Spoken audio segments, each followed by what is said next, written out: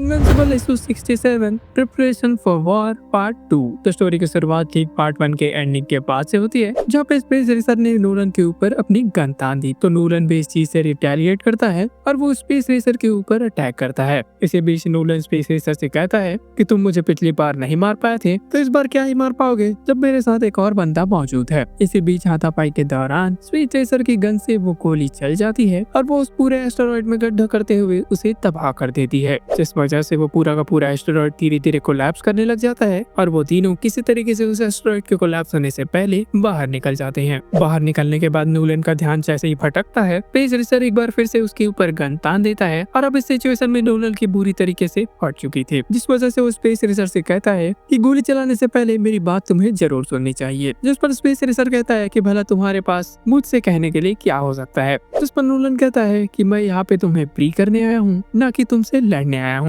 जिस पर space racer कहता है कि तुम्हें लग रहा था कि मैं मर गया होऊंगा, जिस वजह से तुम मेरा गन यहाँ पे लेने आए थे। तभी एलन उन दोनों के बीच आकर पूरी की पूरी सच्चाई बता देता है कि हाँ, हम यहाँ पे तुम्हारी गन लेने के लिए ही आए थे, क्योंकि हमें लग रहा था कि तुम पहले ही निपट चुके होगे। वो आगे अपने फ्रेंड नोलन को बचाते हुए कहता है कि मैं इस आदमी से पहले भी लड़ चुका हूँ और ये वाकई में बहुत ही बेवकूफ है, लेकिन तुम्हें एक चीज नहीं पता, जिस नोलन से तुमने 100 साल पहले लड़ाई की थी, अब ये वो नोलन नहीं रहा। ये पूरी तरीके से बदल चुका है। साथ ही साथ ये विल्ट्रामाइट एम्पायर के अगेंस्ट जाके कोलिशन ऑफ प्लैनेट्स की मदद कर रहा है, जिस वजह से देखा जाए तो नोलन अब हमारे साइड है। जिस पर नोलन भी एलन की बातों पे हामी भरता है और वो कहता है कि हाँ, मैं पूरे विल्ट्रम एम्पायर के अगेंस्ट खड़ा हो चुका हूँ, अब मैं उनका पूरा खात्मा करने की कोशिश कर रहा हूँ। वो आगे स्पेस रेसर से सॉरी भी बोलता है कि पिछले बार उसने जो भी किया वो सही नहीं किया, मगर उसके पास्ट एक्शन के लिए उसे जज नहीं किया जाना चाहिए। वो आगे कहता है कि कोलिशन ही एकमात्र प्लेनेट का ऐसा यूनाइटेड ग्रुप है जो कि विल्ट्रम एम्पायर के खिलाफ खड़ा हो सकता है।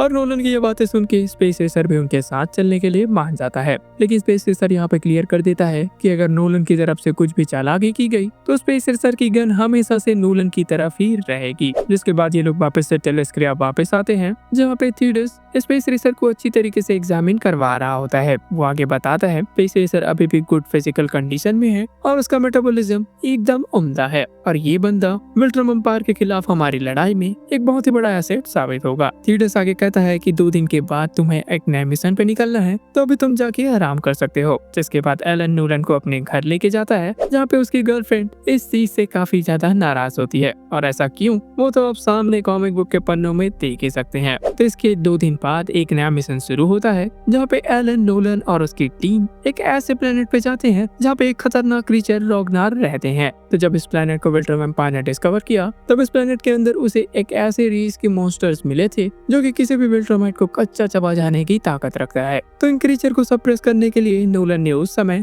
विल्ट्रम एम्पायर के सामने एक प्लान रखा कि क्यों न इस प्लेनेट पे आने वाली लाइट को ही ब्लॉक कर दिया जाए, जिससे ये क्रीचर बर्फ में ही जम जाएंगे। तब एलन उससे पूछता है तो आखिरकार इस बर्फ से भरे प्लेनेट पे हम उन क्रीचर को कैसे ढूंढेंगे। जिस पर नोलन एलन की टीम को इंस्ट्रक्शन देता है कि उसके कहते ही वो सोलर डिस्क इन्हें जल्द से जल्द हटा देनी होंगी, जिससे इस प्लेनेट पे मौजूद बर्फ पिघलने लगेगा और उस बर्फ में जमे हुए एक रोगनार को हम यहाँ से लेके चले जाएंगे। तो जिसके बाद नोलन जैसे ही एलन की टीम को ये इंस्ट्रक्शन देता है कि वो पैनल हटा दिया जाए, तब नोलन की टीम का कैप्टन उस पूरे के पूरे सोलर शील्ड को ही डिस्ट्रॉय कर देता है। इससे अब नोलन के सामने खतरनाक मुसीबत आ जाती है कि अब इंटेंस सनलाइट इस प्लेनेट पे पड़ने लगी थी, जिस वजह से इस प्लेनेट की आइस बहुत ही जल्दी पिघलने लग जाती है। इसी बीच उन दोनों को एक बर्फ में जमा हुआ रोगनार मिलता है, जिसे लेके नोलन जैसे ही अपने शिप की तरफ जा रहा था, इतने में वो बर्फ पिघल जाती है और रोगनार वहाँ से आजाद हो जाता है। तो वो टीम लीडर एलन से पूछता है कि नीचे सब कुछ सही चल रहा है या नहीं, जिस पर एलन का कहना होता है कि साले तुमने सब कुछ डिस्ट्रॉय कर दिया। तो जिसके बाद देखते ही देखते बहुत सारे रोगनार्स एलन और नोलन पे अटैक करने लग जाते हैं।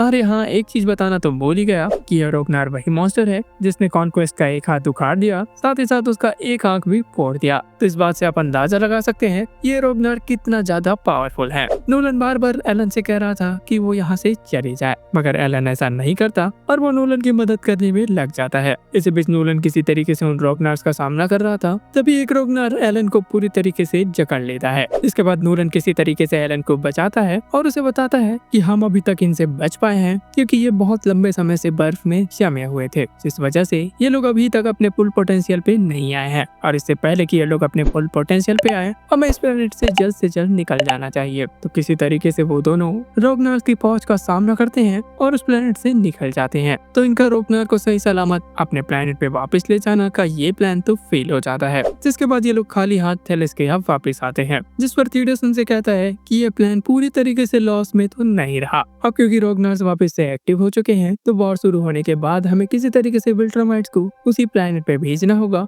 जहाँ पे रोगनार्स हैं। इस तरीके से हम कई विल्ट्रामाइट्स को उस प्लेनेट पे ले जाके मार सकते हैं। जिसके बाद थीडस आगे नोलन और एलन से कहता है कि तुम्हारे बुक में लिखी हुई हमारे पास और भी बहुत सारे वेपन्स हैं जिनकी तलाश हमें जारी रखनी चाहिए, और उन बुक्स में लिखे हुए वेपन्स के अलावा हमारे पास और भी ऐसे वेपन्स हैं जो कि विल्ट्रम एम्पायर के खिलाफ हमें काम आ सकते हैं। तो तुम्हें भी बहुत ही लंबा रास्ता तय करना है इन वेपन्स को हासिल करने के लिए। जिसके बाद एलन और नोलन कलेक्सियस नाम के प्लांट से मिलने वाले एक पॉइजन को लेने चले जाते हैं, जो कि विल्ट्रामाइट्स को मार तो नहीं सकता मगर इस हद तक कमजोर बना सकता है जिससे फाइट बराबरी की हो जाए। तो उस प्लांट पे जाने के बाद नोलन एलन को बताता है कि उस प्लांट को ग्रो करने से रोकना नियरली इम्पॉसिबल था, और यही रीजन है कि नोलन जब इस प्लांट पे पिछली बार आया था तब उसने सिनलैग नाम के एक बीटल को यहाँ पे छोड़ दिया, जो कि इस पौधे को खाकर उसे बढ़ने से काफी हद तक रोक दिया करता था। तब क्योंकि उस बीटल ने पूरे के पूरे प्लांट्स को खा लिया था, तब ये लोग डिसाइड करते हैं कि उसी बीटल से ये लोग उस प्लांट का पॉइजन एक्सट्रैक्ट करेंगे। जिसके बाद अपने नेक्स्ट वेपन की तलाश में ये लोग कल्टारिया पहुंच जाते हैं, जहाँ पे इन्हें पता चलता है कि विल्ट्रम एम्पायर से इस प्लेनेट को बचाने के लिए एक टेक जैकेट नाम के एक सुपर हीरो ने इनकी मदद की थी। तो नेक्स्ट मिशन में ये लोग बैटल बीस्ट को रिक्रूट करने के लिए